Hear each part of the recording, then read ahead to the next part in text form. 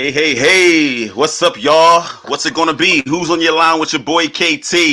Hey, listen, today we have another episode for Food for Thought, and we are very, very excited today for today's guest.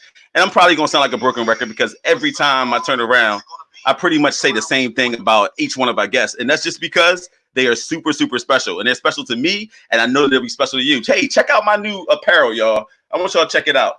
Brothers Brunch, you got that Chanel patch. You like it? Very nice, very regal, very vintage. Stay tuned. Today we have a guest, and her name is Dr. Brooke Womack, and she is amazing. Elmore. Excuse me, got to get the last name. Shout out to my boy. I don't want no trouble. Listen, today we're going to talk about financial literacy, and I'll be honest with you. Sometimes it's not the sexiest topic out there, but it's something that all of us need to know about. And what you'll learn about this show is that we're going to give you what you need and all that good stuff for your body and your mind and your soul. And it may not be as provocative as you think, but it's absolutely something that our community needs to be talking about and rallying around. So we're going to bring her in. But just for those of you that are tuning in for the very first time, I'm your host, Just Kevon Turman, and I'm the curator and the creator of the Brothers Brunch. The Brothers Brunch has three ingredients: cuisine, culture, and connection. And listen, we lean into all three areas all the time. And we don't just do this locally, but we do it all over the world. So this is one variation of the Brothers Brunch, and this is the Food for Thought variation. All right, this is the Food for Thought, where we just bring some really dope guests in, and we have some really meaningful conversations. And I'm super excited that we have Dr. Brooke. Doc, I'm gonna call her Doc throughout the entire episode. So without further ado, we're gonna bring Doc in. Give her a virtual round of applause, folks. Hey, everybody. Nice. So how are you today? I'm doing great. I cannot complain. Thank you first and foremost for allowing me the opportunity. I feel so honored to even be here today. So thank you, Mr. Turman. I appreciate it. Hey, listen, the pleasure is all mine. So I want to just get right started. I want to get started real quick and just ask you to tell us about yourself. Tell us who you are. And if you missed something, I got you. Okay, good. Well, hello, everybody. Hello, Brothers Brunch. Hello, Food for Thought audience. My name is Dr. Brooke. I'm a clinical doctor by trade. I'm a doctor of physical therapy. I'm also a certified lymphedema therapist. Definition, please. What's that? Definition. Don't do that, because some folks don't know what that is. So you're gonna have people Googling all day. Just go ahead and tell us what it is. Okay, so a certified lymphedema therapist is I'm a specialist when it comes to dealing with the lymphatic system. The lymphatic system is like the cousin to your immune system. So your immune system fights it off. The lymphatic system cleans it up. So I help people that have clogged up lymphatic systems. Nice, I like it. In a nutshell. Yeah. What else you got for us? I'm a graduate of the very first historically Black college. Say so the folks in the back can hear you. Oh, let me say it one more time for the people in the back. I'm a graduate of this country's first historically Black college, the Lincoln University. And I'm also a graduate of Duke University School of Medicine, where I got my clinical doctorate degree in physical therapy. And I have to mention that I am a part of one of the best sorority in the land, Delta Sigma Theta Sorority Incorporated. Okay, that's the best. Got it. Yeah. Shout out to the Reds. I love it. We'll get to that later. So credentials. I'm writing your name, and I'm like, wow, she has a lot of letters behind her name. And to be honest with you, okay, so PT is physical therapy, right? Yeah. DPT is Doctor of Physical Therapy, correct? Yes. CLT, you lost me. What is it? And I tried to Google it, and I still didn't find it. That is what I just explained. The certified lymphatic therapist. Got it. So you heard her here first. Listen, she's all of that. Whatever you want to call her, just don't call out her name, because she got a lot of credentials. I want to jump in there, and before we really start talking about what we're going to talk about today, I want you to be patient with me, because I have a lot of questions for you. A lot of questions for you, and you're definitely going to have the platform to get out there. Just know that we have comments coming through, and if you want to, can you see them on your end? I cannot see them. Okay, I might give you some access over there so you can see it on your side. Okay. But as the comments come in, I'll try to stay on top of those comments and make sure that you have a good platform to respond. So you're a doctor in physical therapy, the owner of a few things, but Man Cave for Hair is one. You're Yeah. a wife, you're a mother, and now you are curating this amazing experience. Why? And Yeah. like, are you a serial entrepreneur or do you just get bored easily? Because you have a lot on your plate. I do. I really do. And you know, it's so funny, Kev, I don't even realize it until somebody says it. So like when you were saying that, I'm like, who is doing all of that? Like, You. exactly, Oh, right? I get it too. So you get it honest. Yeah, right. I think that's why we connect. So, you know, I've always been like that. I had this story when I was in high school and I was in the 10th grade, and I remember I was in the choir. I ran track. I think I was auditioning for the school play, and you know, I was doing my schoolwork. And I remember one day my dad said, "You're not going to school tomorrow." And I was like, "What? Why? What are you talking about?" He said, "You need to stay home and you need to rest." I'm like, "What, Dad? I gotta go do this. I gotta do that. I got all this stuff I have to do." And he saw in me that he needed to interject and intervene and help me slow down, because I'm one of those types of people that can go, go, go and not necessarily stop, stop, stop. So it's been something that's been in me. I feel like we all have a number of different gifts that God has given us. I don't think I should be limited to one thing. That's just usually at the end of the day, that's how I describe my love of being an influencer, if you will, a serial entrepreneur, because at the end of the day, I had the idea for Man Cave for Hair when I was in the nursery. I was doing one of these things here. My daughter was about 2 months old, and I was looking at her, and I had a complicated C-section. I couldn't go back to work. And I was like, I want to give this little girl everything. And I can't even go to work right now. I have all these credentials, right? All those letters you just named. And I couldn't do anything because you know why? I only had one stream of income. So hold on to that because we're gonna get there, right? Started, right? but you like the way I set it up for you, though, right? Yeah. So three things, folks. If you're just tuning in, we're talking to Dr. Brooke Womack-Elmore, right? Just Doc. Brooke, however you want to. I mean, she's super down to earth, so she's really Brooke, right? But she's earned every title that she has, and we have three things today: financial literacy. You should leave today having heard about the Black Wall Street. What is it? When was it? Is there anything like it today? And Mission 584. And last but certainly not least, the power of partnership. How important is it for us to help each other, especially with those who may not be able to help us back? That's the power. All right. So those are the three things, and we're going to jump right in there, and we're going to ask a few questions. First question is, why do you have such conviction about helping Black and brown people? Where does that innate desire come from? You know, I think it's innate because I'm brown, right? But, you know, you think that would be enough. And honestly, it's not, because there's a lot of Black and brown people, melanated people, I like to say, that you know, they don't have that feeling and that conviction to want to give back, especially as they go up the ranks. I think that for me, as I started going up the ranks, I started seeing less and less people. I started seeing less and less of the people I wanted to see. And when I say that, those people that I wanted to see were those people that were in my circle, those people that were close to me, my childhood friends, people that were in my family. But as I started moving up and entering into other circles, some of those people were not there. And I had to ask myself, you know, as I'm elevating and I'm growing and I'm being promoted and I'm going to new heights, why isn't that we're all getting elevated together? Like, where is this communal sense of elevation and progression and success and accomplishments? And I wasn't feeling that, and I wasn't seeing it. And I used to have this mentality where it's like, oh, well, listen, I was given the opportunity. I worked hard. You should do the same. And I had to. A lot of people had that mentality. Yeah, totally. And I had to stop because I realized, like what I said in the beginning, God has given us all gifts, individual gifts. Our gifts are not all the same. Where I may be strong, somebody else may not be that strong. You know, where I may make it look easy to be a serial entrepreneur, it may be someone's difficult, a level of extreme difficulty to do one thing, right? So I realized at that moment, and the conviction came in, it's saying, God has given me all these gifts for who? For me? For selfish gain? Or did God give me these gifts to master them, to, mold them and cultivate them for others? Hmm. And I had to make that connection. Who are these gifts really for? And the gifts that God has given me and given us all is to share with other people. And that's Okay. really where it started. So let's not wait. Let's jump right in there.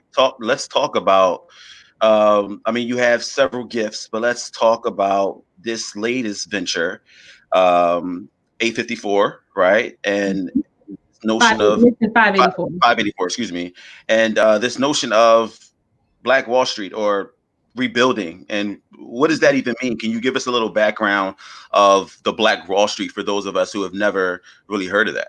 hmm Yeah, so Black Wall Street, and I'm going to speak to the one in Tulsa. Just even before I do that, there was about 100 Black districts in the United States during the Jim Crow era. But late 1800s to mid 1900s, there was about 100 Black districts. Some of them have been given the name Black Wall Street, one being in Tulsa, Oklahoma. This was a district with a population of about 15,000 people, 600 businesses, business owners, entrepreneurs. They had their own private bank. They had their own private school system, 6 private planes, 21 churches, 41 grocery stores. Like it was just a list of sustainability in one community where there was Black and brown people all around, right? During a time when we were at the height of racism, Jim Crow, you couldn't even walk down the street. We think it's bad now, but people really have no idea, inequality, lack of access to resources. Like times back then, we couldn't even imagine how difficult it was to strive and get to a place of achieving the American dream. But So wait, can we stay there for a minute? Can you explain to our viewers how dope it was to have a Black Wall Street during the era of Jim Crow? Like, if you could like put that in words. It's something like a phenomenon. Like honestly, when I think about it, Kev, like when I ponder on it, because I channel these people, right? I'm channeling my ancestors all the time because they had something. Like in order to achieve something like a Black Wall Street, you're talking about the dollar would circulate in the community for 3 to 5 years before it would even leave, right? You're talking about. That happens today. Huh? That happens today, right? I wish our dollar. I don't even know if the dollar goes around one cycle in our communities. Yet we account for 1.3 trillion dollars of spending annually. Yep. But you're talking about a community that was circulating all of that money within their very walls, and they didn't have to go outside of their community for anything. They were peaceful, they were loving, they were supportive, and they were building each other up. But once again, this is Jim Crow, right? This is during a time when disenfranchising the Black community was law, right? It was law for people we weren't even seen as people. We didn't have any of the luxuries. I call them luxuries now. We didn't have any of these luxuries. Well, Doc, 1921 versus 2021, which we're embarking upon very soon. Why are we being as Black people still some of the most disenfranchised people in the nation? Is this system like really built for us to ever really win? Like I've heard you talk about we all can win, but the reality of that situation in terms of us being in a system. Yeah. What's your take on that? Yeah. And this is a part of this whole movement. I found myself kind of trying to dismantle this same question that you just asked, because it seems like it's a no-brainer, right? It seems like we're producing 80% of Black doctors from our HBCUs. We're producing 80% of Black attorneys from our HBCUs. 25% of STEM degrees come out of historically Black colleges. So when I hear it, it seems like it's a no-brainer. But as I start to, talk and converse with people that are a part of these missions to grow our communities, we are definitely suffering from PTSD, right? And that's post-traumatic slave disorder. Okay. Come on, somebody. Okay. And I really do think that that's something real. I was speaking to one of my colleagues today, and we were just kind of talking about this post-traumatic slave disorder and how that psyche how we have passed down this generational psychological traumatic experiences, and then we just pile on top of all of that with the new age trauma, right? That we're now incorporating without dealing with the trauma that's being passed down generationally, right? So there's a couple of different things. This is not just one way to skin this cat, and I realize that. So I think that right there, changing the mindset, the psyche, is so important. You can see something, change how you think, and then perceive it and receive it a whole different way, just because you changed how you thought. So I think that is the first place of seeing and implementing change, is trying to help us to deal with the trauma that's being passed down from PTSD, post-traumatic slave disorder. Okay, so we've talked about the trauma, we've talked about the foundation, we've talked about an area where Blacks were thriving, and if I'm correct, it was 10,000 plus Black and brown people who were doing it, right? Yeah. And so it comes crumbling down, and now we're talking about rebuilding the Black Wall Street. Tell us more. Yeah.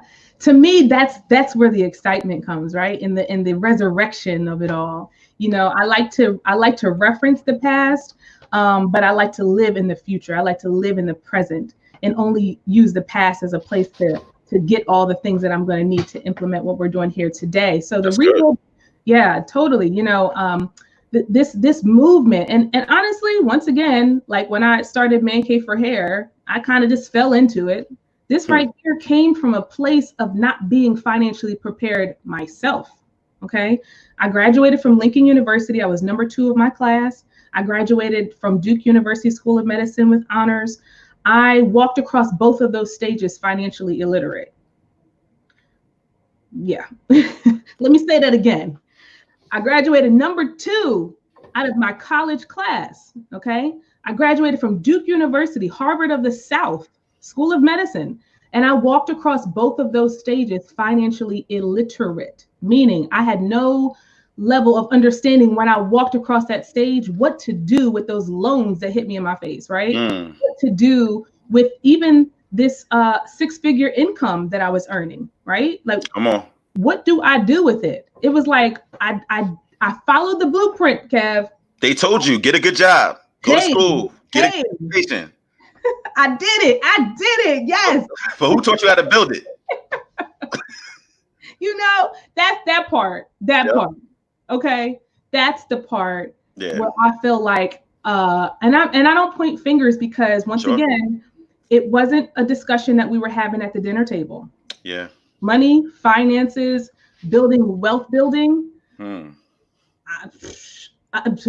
Okay. Yeah. But my parents taught me what they knew. They taught me what they knew well. Both of my parents were college educated. My dad's a Lincoln alum. My mom's a Temple University alum. They taught me the value of education because they knew it. They believed it. They embraced it. That was the core of who they were. Absolutely. And they felt that following that blueprint was the way to success. But we go from kindergarten all the way to 12th grade, not learning a thing about money management, how to save, how to invest, how to grow, how to build wealth.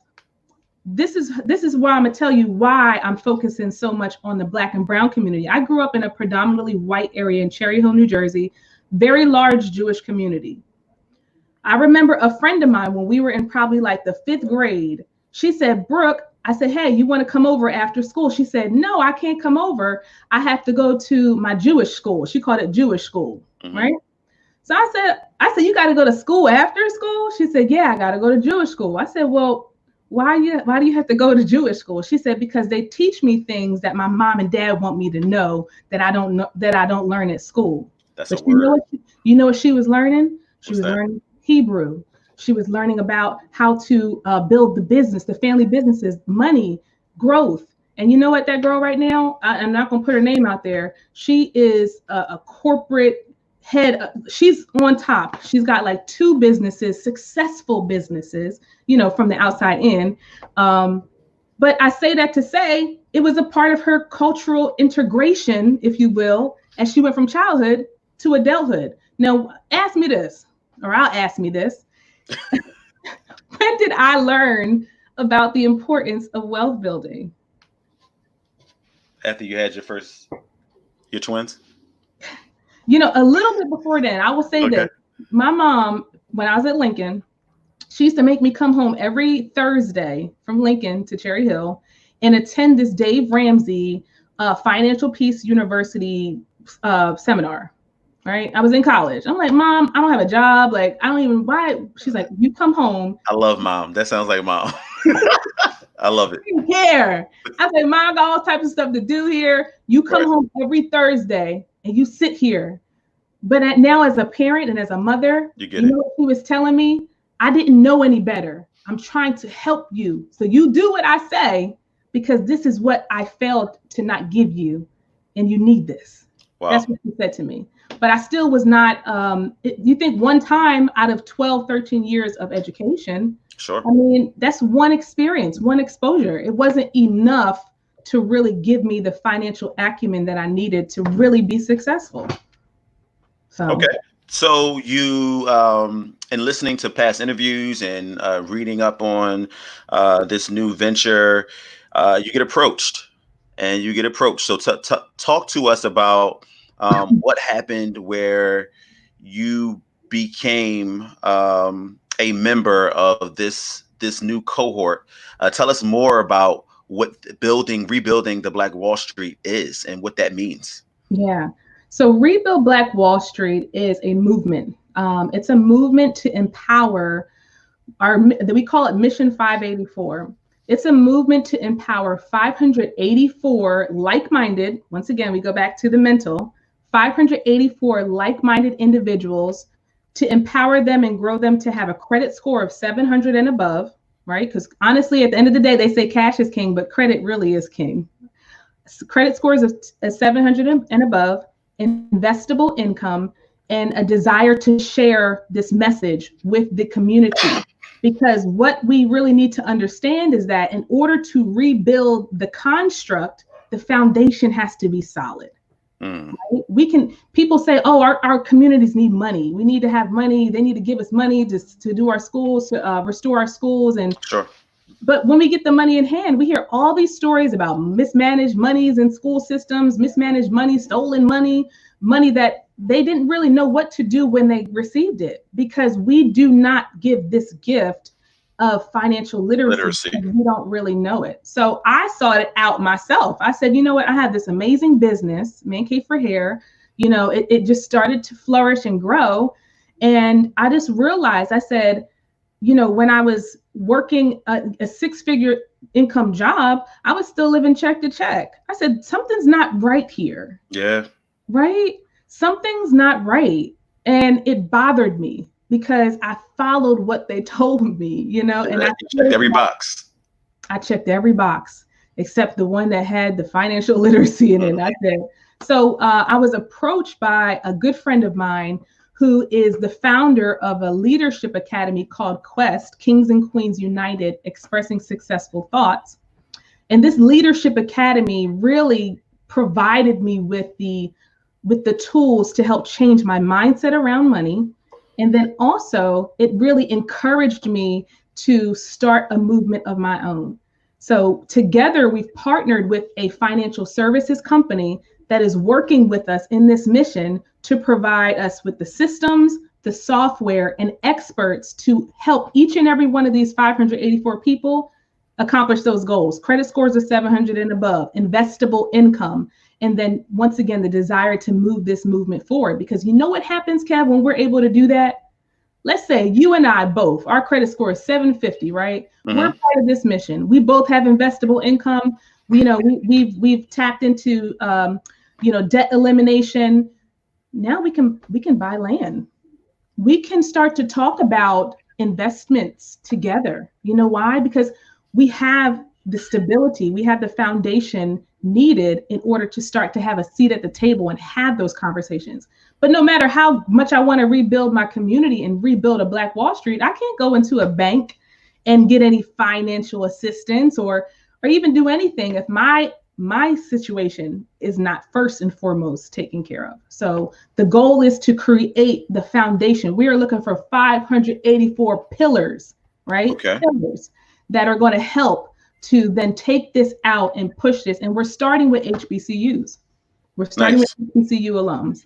Nice. So, okay. So you have my attention, right? And so I want in. What does that Mm-hmm. mean? So I may make six figures. I may be a Mm-hmm. graduate from an HBCU. I may not have a 700 credit score. Mm-hmm. You know, what do you do with me? What am I bringing to the table? What do you need from me to be a part or to be one of those pillars? Yeah.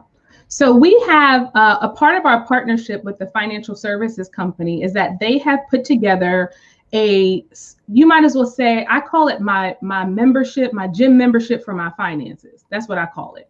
Because at the end of the day, I go to the gym, I pay my gym membership. I ain't been there in a little bit, but run me about $90 a month. You know, I go every now and again. But the sole purpose is for me to go there, get physically fit, stay fit, you know. And this right here, I think of it as my gym membership for my financial fitness. So I pay $79 a month to the company that I partnered with, and they provide me with CPAs, CFPs, financial planners, investors, as well as investment opportunities. So they are showing me, holding my hand and showing me how to deal with how to beat the tax burden. You know, there's just so many aspects of our finances that I didn't even know. I just thought I wasn't making enough money. Really, I'm making enough. I'm just not managing my money properly, you know, and this whole entire financial fitness is like boot camp. Like we got to go through boot camp. We got to look in with a fine-tooth comb and look at all the different aspects of our personal situations, be transparent and accepting of where you are. Because I think a lot of us, you know, we are living quiet lives of financial desperation. Oh, we suffer in silence. Let's be very clear. I think, you know, when you talk about these being transparent financially, a lot of us are not going to be transparent with where we are financially because we look good, we dress nice, we have the nicest cars, but we may not be there totally, and it's a really vulnerable place to be honest with you. So you have quite the effort on your hand, and we're going to get to that. We do have a couple comments. Mom Dukes, I always have to rehearse first. Good word she wants to share. We have another comment that says, "Wow, be seated at the table as the head and not the tail. Yes, let's be the lender and definitely not the borrower. The truth of God's word." Absolutely. All right, so listen. It's Rebuild the Black Wall Street Challenge, and you are trying to get 584 people on board. How have you officially launched this effort yet? So actually, tomorrow we will hold our very first Rebuild Black Wall Street Challenge. And you might as well say webinar. It's going to be a virtual webinar for anybody who's interested in joining the movement. Our official launch will be next week, Thursday next week. But since I was on this platform today, I wanted to at least open it up to people who have heard this here and have seen, you know, we have a Facebook group as well. A part of the Facebook group is people that are interested in the movement, definitely, but also just building up the community, building up Black businesses, building up people that are trying to, you know, achieve this dream, this American dream, if you will. So our official launch will be next Thursday, but we will have a interest meeting, a Rebuild Black Wall Street webinar interest meeting tomorrow night via invitation only. So if you are interested in coming to that interest meeting, my email and those things are at the bottom of the screen. Please send me an email.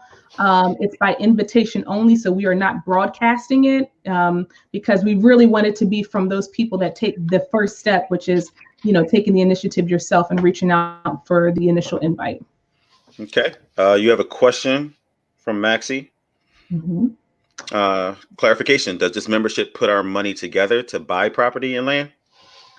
You know what? One thing I loved about this was that, so I'm a part of, like I said, Quest is the group that I'm a part of. It's the Leadership Academy, Kings and Queens United, Expressing Successful Thoughts.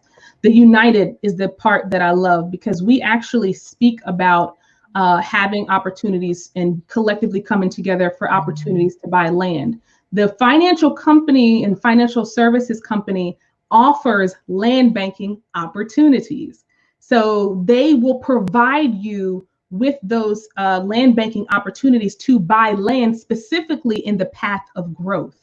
So these are land banking opportunities where I'm talking about land that makes sense to buy, not just something that you see. And I'm talking about land that 5 years ago you might have drove by and you saw all those trees on the side of the road, and now there's a huge shopping center and a Walmart and all these different things. Those are the type of land banking opportunities that we are going to be partaking in, and we are partaking in. Some of our team we already, like I said, we already have 140 people. Some of them have already started to partake in these land banking opportunities already. So the hope and the goal is once we have our 584, now we can start to have different conversations around, like Maxie said, around buying land. And now we have the plug. So it's not, I'm the type of person where I don't have to recreate the wheel. I just got to get in the car and drive, and really that's what I decided to do, is to see these opportunities, seize them, get in the car and drive, and start to share this information with other people who experience some of the same things that I have. Doc, you seem to be really, really passionate about this. And I see you excited about every business venture, but there's a different spark in you when you talk about this. And I can't help but, wow, I just have so many questions when I think about it, because I know what you have on your plate, right? I know the things that you have to do, and you're a boss in every sense of the word. However, so here's one question for you. Can you give us an example of where you may have set yourself on fire to keep someone else warm? I mean, I think all too often, sometimes we want something so bad for our communities and or family or friends that we go above and beyond just trying to give them the information or give them the blueprint. But are there any situations in life in general? It doesn't have to necessarily be about rebuilding the Black Wall Street, but that you can just give us an example where you learned something from not setting yourself on fire to keep other people warm. Because there is a balance to this whole thing of wanting people to do and be more. Yeah. That's a great question. I think I've been in that situation a lot. Haven't we all? I can't even pick one, Kev. And I think it starts with, once again, this is like the charge of my life, right? These are the things that God has charged me with to give, and not be always necessarily looking for what that gift that I'm giving is going to bring me in return. So I think when I used to have expectations on giving of myself or giving of my resources or anything like that, then I used to feel like when I didn't get what I wanted, I was on fire, so to speak. But when I started to change, once again, how I thought about being the giver of whatever it may be and sacrificing myself, my dad always taught me, this is such a great lesson that I learned from him, even after he had passed away. He said, always give your gift with no expectation of getting anything in return. He said, so if you give money away, if you even lend somebody money, always understand the word lend. Somebody said that, be the lender, not the borrower. Be the giver and not the borrower. Because lending has an expectation that you're going to get it back. Come on, somebody. You're preaching now. So when you turn from being the lender and you become the giver has no expectation, because that gift, once it leaves you, it's not coming back, and you're okay with that. So it's one of those types of things where I just had to change how I and where you hold people, right? You can put people in a certain light and on a certain pedestal that they should not be there. So really it all comes down to the fact that once it leaves me, it's up to the universe and the powers that be to then have its way with it. I detach myself. So even with this initiative, it's a big initiative. It's but you know what, Kev? Like you said, you can tell I'm passionate about this. we're in different times now, and I can We are. feel it. I can feel it. We are even in the sense of camaraderie and unity. We're coming together in times like this, like I've never seen us come together before. And I think if we have the proper leadership in place, we can get behind something like this, and we can truly take this to a whole different level. So this is, I would imagine this is something that you buy into. I love the correlation to your gym membership for your fitness, right? And so obviously you have to first make the commitment to, and which means that you've already accepted that you may need a little help in this area. But in buying into this, and with the per month model or however you do it, tell us about what the expectation, like in terms of what work you have to put in, because I would imagine just like gym memberships, sometimes we pay into something every month, but when we look at the ROI in terms of like whether we've really utilized what we're paying for, we've wasted a lot of money. So tell us about what the expectation is. If you're going to do this, how serious should you be in order to really get a return? Because there are a lot of people that are going to want to spend $80 a month and say, look, fix my credit. Yeah, so true. So true. And I think like with anything, once again, like the gym membership, you got to put in the work to see the return. The thing that I love about what we're doing with this Rebuild Black Wall Street initiative is that we have a group of experts that are there, that are your experts. So like, for instance, when I first kind of got into starting my businesses, I sat down with a financial planner. And I sat down with a financial planner, and he charged me $150 for the hour that we sat down to have a conversation. And he went over, the baseline of kind of financial planning, but I still left there very thirsty. Mhm. Right? Trust me, I know it's so much around it. An hour ain't enough time, to be honest with you. It's It a whole wasn't. process. I was so thirsty when I left there, thirsty for knowledge, thirsty for a plan. Like, give me some water, sir. I just gave you $150. He gave you the outline. Listen, I need more This is than what that. you're gonna have to do. That's funny. Like, I need way more than that. Oh, I've been there. Trust me. Trust me. And now we work with Pegasus Financial Group, and it's literally a journey. And Yeah. I love the way they brought us in because they gave us, it's that how people they get paid on other ends and services and things of that Yeah. nature, but it's been a process. And then we get homework, then we have to do our homework, and then we have to put all of our connect all of our accounts to this portal, and it's like it's layered, and it's just like, Yeah. wow, it feels good. But guess what? We go nowhere if we don't do our homework. Absolutely. Absolutely. The thing I love about this is that, like you said, I wear a lot of hats. I have 3 children under the age of 4. The twins will actually be 4 on Tuesday. I haven't seen them in so long. I know. I know they are big. Listen, they're big, and they have expectations. Sure. When I say they have expectations on mama all the time, but Look who their mom is. Come on. And that's the thing, like I think, but we can be everything for the world, and I have one of my rapid fire questions for you later. We could be everything for the world, and sometimes we turn back and we be like, yo, these people actually they're the ones that depend on me right here. These are the ones, right? They're the ones that support our why. This is why we grind the way we do. Absolutely. So as a quick recap, right? This is Rebuild Black Wall Street. We, for those of us who know the story, in Tulsa, Oklahoma, 1921 is when this whole race riot took place, and basically it was terrible. Something that was built and something that was so beautiful and something that was so it was thriving, just came crumbling down. And at a blink of an eye. And so now 100 years later, almost, because it'll be 100 years next year.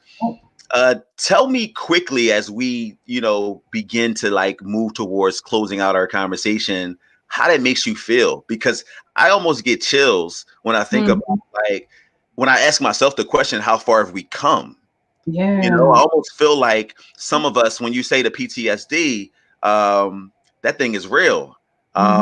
It's real for a number of reasons, because I feel like some of us are still stuck.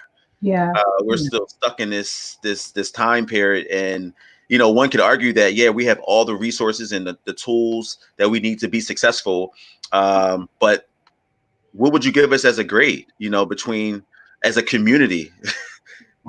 I mean, I feel like we have a lot of work to do, which is why you're doing what you're doing, but it's a lot that when I think about it being 100 years, that's a long time to not have rebuilt already. Yeah. And that if you ever hear somebody say, like as like a business owner or just a leader, what keeps you up at night? That's one of those types of questions. Like, how is it that in 100 years, and we're college educated, we definitely have higher IQs, to some extent, more educated. Like I said, access to resources. Why haven't we been able to even rebuild an inkling? Forget just, the whole entire community of a Black Wall Street. I'm talking about even just the small part. Sometimes in certain situations, we can't even organize a fish fry. Like, I'm just saying, like, if you want to be real about it, like you really want to be real about it. But I really think to myself that number one, money and issues around money can be scary, You think? Yeah. Yeah. Especially when you don't have enough, when you're on certain ends of the spectrum, it's scary. It's uncomfortable. It's not, like you said, it's not a sexy thing to talk about, especially when you don't have enough. You know what I'm saying? So I think that I have to keep it simple in my mind, because if I overthink it, I get caught up in a funnel of all the different things. So I keep it with two parts of this mission. Is we have to change to start to introduce introduce new ways to view money by providing the education and the knowledge. Because I have to say, what set us apart? Obviously, they had to have been knowledgeable of financial literacy. I don't know where they learned it, but they learned it somewhere along the way. Sure. In order to run those types of businesses, to have 600 plus businesses, they had to have a good sound sense of how to manage, save, and grow their money. That's the bottom line. And so here's the thing, though, and excuse me for interrupting you. The one thing I will say is, one could argue that we have the tools that we need to be successful. You ran off the stats earlier. I mean, we're out here getting it, but we're out here getting it separately, and that sharing of knowledge. We're not being very intentional about bringing our resources and our knowledge together as a community. Yeah. And so the question I'm left with is how. So one of the things I want you to answer for me, and it may not be for today, is when we talk again, when this all hits the fan, because you've provided us with a lot of information, but I want to know how has your community being the Black and brown folks, how they responded to you in this? Because it sounds great, right? But I really know whether or not we are really willing to put in the work. We, myself included, of putting our money, where our mouth is, and we're not talking about a large, because it's all about perspective, right? We're not talking about a large, huge investment where when you say the word investment, you're thinking of thousands and thousands of dollars. And of course, in the long run, you may pay a few, but when it's all said and done, it's like a gym membership. And that's the easiest way to put it. So we'll spend $70, $90, $100 for a gym membership that we may only use once or twice a month. Some of us, I go every day at 5:30. At least I try when. So again, it's all about perspective, but it's really going to come down to, making that commitment and really responding to it, because I'm sure you can hear, oh, Brooke, you're doing it. Oh, Brooke, you're this. Oh, Brooke, you're that. But who's going to come to the webinar is what I want to know. Yeah, right. That part. That's the part that I'm waiting to see. And I'm encouraging you. I want this to be successful. I do. Yeah. Listen, this is great. I love talking to people for whom I love. I admire. I think you are so dope, and you know that we've been friends for quite some time. I remember when you were in college. You know what I mean? I remember thinking to myself, like, how is she still like number two? Because you were on the first being number one, right? And I don't want PTSD or anything like that, but like, how is it that she's all these things and she's doing all these? You became a Delta, and she's still like doing her thing. That's awesome, and I really appreciate it. But you haven't stopped. You hit the ground running, and you're an inspiration to a lot of women in that you can still have it, right? So you were working for someone, then you got your own, you started your own business, and then Mm-hmm. you started multiple businesses outside of that. So I want to Mm-hmm. talk a little bit about some of those things because that shapes who you are. And I don't think people realize that I think the average is what, 7 to 8 multiple streams of income to really, I'm just putting it out there. This is what I've read. Yeah. So Yeah. I don't want them to think you're just talking, because you're not. So let's talk about some of the business ventures you have out there outside of you being, let's talk about your 9 to 5. Do you work for someone or do you work for yourself? Yeah, so through the power of having my own business, I only work 3 days a week in the 9 to 5 sector now. I used to work full time, but I still love patient care, so I couldn't leave it 100%. I love the interaction with my patients, and I love being able to put my hands on people and pray healing in their body. I'll be praying on them; they don't even know it. Hey. So I love still being able to have that interaction. So I still work in a skilled nursing facility here in Durham, North Carolina. I work Man Cave for Hair, which is the hair industry's first hairline for men of color. We provide textured hair options. If you've seen the man weave sensation, that's who we are. We provide, yeah. And we also provide lace front beards. So if you guys see Kev's beard and you want something like that, just hit me up. Man Cave for Hair is at the bottom. This thing, I mean, listen, you ain't provide me with nothing on, but I appreciate it. No, it's funny. We would always talk about it. You're like, hey, when you're ready, but you're good. I think you're good right now, but when you're ready. Yeah, you still good. You know, I'll be looking all the time. I know. You're like, oh, he's really staring. I'm looking right at your hairline. Like, I think the crazy thing is that people don't really. I think people have known about the units, the hair units that men are putting in their hair these days, and the whole nine. And you've been on TV, and you've several articles has been written on you. You've been extremely in the area. So go ahead, Madam CJ. Hey, I'm, and it's something how you just sometimes you don't even necessarily know that you're being purposed into something. You know, like I said, when you start to tap into, you said earlier, your why. And let me just say what my why is. My why is these 3 little people that are downstairs itching for a little piece of me right now. Like that's totally my why. And really, each and every person that's on this call, like I wouldn't do a reboot. I could very well take all of these gems and all of this amazing stuff that I have tapped into in this partnership and just run with it. And I can continue to grow and soar. Like it doesn't matter. I can still, keep on going in this direction. But I really see that, there's power in leverage. I think that the community, when we leverage one another, and I'll give you an example. When I started Man Cave for Hair, I started Man Cave for Hair by myself, right? With just me. So it was 100% of Dr. Brooke's efforts in Man Cave for Hair. And there was nights where I was like, I'm not doing this anymore. I told my husband, I said, I'm going to quit because I'm dealing with this person, that person. People didn't believe in me. People were, thought it was a joke. I got to those places where everything was on my back. Fast forward to, coming together and seeing the power of leverage.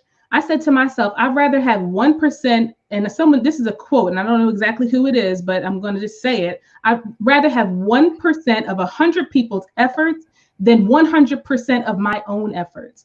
That's what the Rebuild Black Wall Street Challenge is all about. It's about leverage, leveraging each other, leveraging our networks, leveraging our talents, leveraging our gifts, leveraging one another in order to be a powerful force.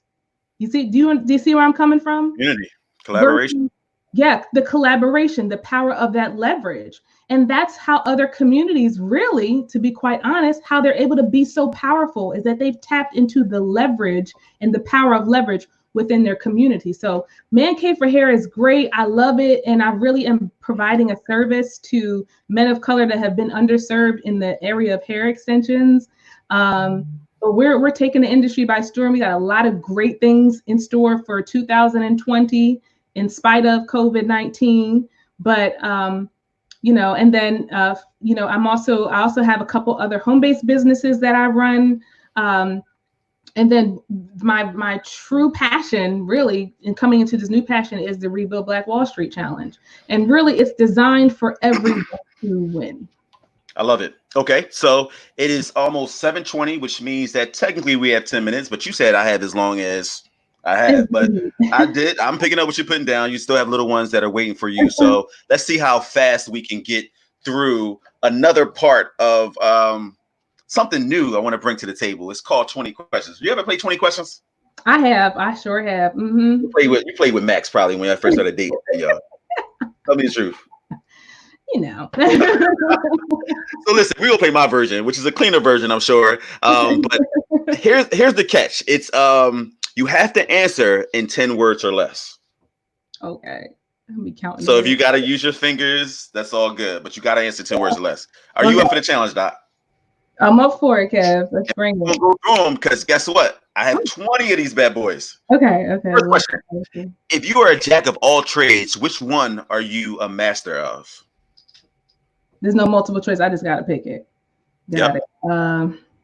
The power of healing. You've birthed 3 kids: Man Cave for Hair, Healthy Hair, and now Rebuild Black Wall Street. When you go back into the delivery room, what will you deliver next? Results. Proudest moment to date? Having my children. You're a boss in every sense of the word, but you are also a wife, and one would argue that marriage is your first ministry. What grade would you give yourself as a wife with all that you have on your plate? About a B minus. If your dad were here right now, in 10 words or less, what would he say? Brookster, I'm not surprised. Brookster, love it. In 10 words or less, what is your biggest regret to date? Man, regret. You probably don't have none. I really don't even have no regrets because I listen. I embrace it all. Let's go. Regret in there, but I ain't gonna talk about that. Let's go. Right. Name 10 women for whom you admire. My mother, Madam C.J. Walker, my college mentor, Dr. Janine Royal. Love her. Yes. I'm gonna put all of my 22 founders in one because I believe in being leaders in your community. So I'm put them all in one. My grandmother, my aunt, all very powerful women and influential in my life. My sister, I have a little sister. She's probably one of the realest people, and she's only 18, but she's super real. I love her. Trinity? Trinity. Yeah. Yep. Oh, God. Don't get me started on that. Go ahead. Keep going. Yep. And what I have, I think you have 4 more. 3 more? 3 more. We can't count. That's fine. I'm going to say my, man. I would say Oprah Winfrey. She's a powerhouse. I don't care what anybody say about her. She's on a whole different level. And last one, I'd have to say Michelle Obama. Okay, I love it. Yeah. So one country you'd like to visit for the first time or again, and why? 10 words or less. I have to say Haiti. And you know we go every year, so remember you said that. If you were to write a book right now, what would be the title and genre? And don't say you haven't thought about it, because I'm sure you have. I have. I'm going to take this from my mom. The name of the book would be And Another Thing. There's always more to add. Okay, I like it. We'll leave it there. Number 10, if there was a movie made about your life and you could get one celebrity to play you, who would it be? I would say, man, that's good. Keke Palmer. Talk about somebody real. She's the real one. What do you love to eat that isn't the best for you? Pizza. That's what we ordered when we came to your house. That's funny. If you could afford to just give any one person one thing, what would it be and why? Oh man, that's so real. Mm, come on, but it speaks to your heart though. Sure did. I would say the power of deliverance from addiction. Mm. Weren't we gonna do a foundation? Weren't you thinking about doing a foundation around that? Absolutely. We haven't even scratched the surface of what. We ain't even scratching it. All right, cool. So, do you want more kids? Man, I do. Lord have mercy. All right, just gonna move on. Number 14. When you invited my wife and I to your wedding, were we on your A, B, or C list? A. Oh, you just saying that. No, you're right. When did you know that you wanted to be a Delta? 10 words or less. When I was 5 years old. Oh, we got so much to talk about. I don't think I know this story. All right. So, what is your go-to card in your wallet right now? My go-to card? Mm-hmm. My MasterCard. Okay. Number 17. Are you currently in your forever home, or do you see something different in the future? Definitely see something different in the future. All right, we'll take yours when you're finished with it because it's pretty nice. Number 18. The lights go off and you aren't being featured in a magazine or on a television show. What can we find Brooke doing? Singing to my little girl. She loves when I sing to her, man. Ella, is it? Ella. Ella. Empress Ella. Yeah, that's awesome. Anyway, I got a lot of time to catch up on. Number 19. When you hear the Brothers Brunch, what are the first words that come to mind? When I hear the Brothers Brunch, Fishing for compliments. Men of distinction, men of honor. You could do 20 words. I'm not just playing. All right. So last and certainly not least, other than God, what makes you feel really whole? Wow. What makes me feel really whole? I'm going to be completely transparent about that. Mm-hmm. I don't ever really feel really whole. And I'll say, I'll keep it at that because wholeness to me is not necessarily something that I feel is attainable. Well, folks, today we had an exciting interview with Dr. Brooke Womack-Elmore. Yeah. And she is a phenomenal woman. That's her. She is all that. And she is basically taking us by storm with a lot of her business efforts. But most recently, she is giving us all a challenge. And that is the Rebuild Black Wall Street Challenge. So please share, like, subscribe, share this video, and make sure that we all get in on the conversation.